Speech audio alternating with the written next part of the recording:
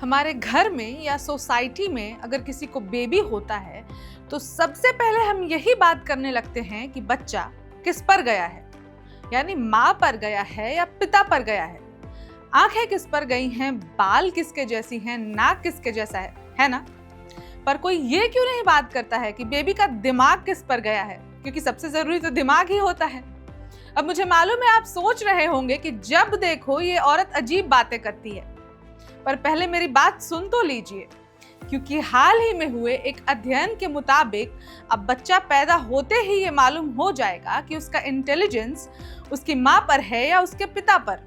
नमस्कार, मैं रिचा और आज मैं आपको एक ऐसी इंटरेस्टिंग स्टडी के बारे में बताने जा रही हूँ जो आपके, हमारे और सभी के इंटेलिजेंस से रिलेटेड है।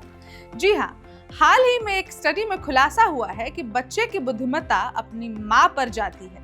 वेट, अब दिमाग में सवालों के बौछार लाने से पहले इस खबर में अंत तक बने रहिए ताकि मेरी पूरी बात समझ में आ जाए।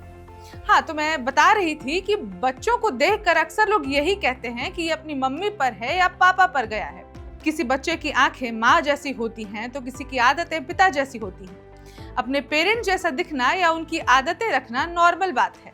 हालांकि अध्ययनों में एक खास बात साबित हुई है कि बच्चों की इंटेलिजेंस माँ पर जाती है। जी हाँ, इस बात को साबित करने के लिए कई वैज्ञानिक प्रमाण मौजूद हैं। बच्चों को इंटेलिजेंस यानी बुद्धिमानी और समझदारी अपने पिता से नहीं बल्कि अपनी माँ से मिलती है। अब आपने ये कहावत तो सुना ही होगा कि शिक्षित माँ अपने पूरे परिवार को पढ़ा सकती है। अब वैज्ञानिकों ने भी ये बात बिल्कुल सच प्रमाणित कर दिया है। वैसे ये बात भी गलत नहीं है कि बच्चों को आईक्यू के साथ कई आदतें माता पिता दोनों से बराबर मिलती हैं, लेकिन एक जेनेटिक स्टडी में इस बात के प्रमाण मिले हैं, विशेष तौर पर इंटेलिजेंस बच्चों को अपने एक पेरेंट से मिलती है और वो माँ होती है। इस बात पर तो दुनिया के सारे इंटेलिजेंट लोगों को माँ का शुक्रिया अदा करना चाहिए, क्योंकि उन्हें जो बुद्धि मिली है वो माँ के कारण ही मिली है, न कि पिता की वजह से। सॉरी फादर्स, ये मैं नहीं कह रही। वैसे सभी किसी न किसी मामले में बुद्धिमान हैं। माँ का शुक्रिया तो हर रोज ही अदा करना चाहिए। चलिए, नो मोर इमोशनल टॉक, अब मुद्दे पर आते हैं। हाँ, तो मैं बता रही थी कि एक रिसर्च के मुताबिक बच्चे की समझदारी माँ की जेनेटिक्स पर निर्भर करती है, जिसमें पिता कोई बदलाव नहीं कर सकते। रिसर्च के मुताबिक बच्चे के इंटेलिजेंट जीन जो संचारित करने की ज्यादा अवसर महिलाओं से आते हैं, क्योंकि उनमें एक्स क्रोमोसोम होता है जो कि महिलाओं में 2 और पुरुषों में केवल 1 है।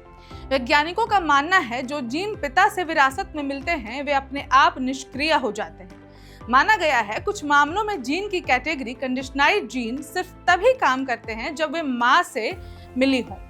बुद्धिमानी के जीन कंडीशनिंग जीनों में से एक है, वह माँ से आई है। मदर्स का वैसे भी बहुत सारा कंट्रीब्यूशन होता है, यहाँ उनके लिए तालियां तो बनती हैं।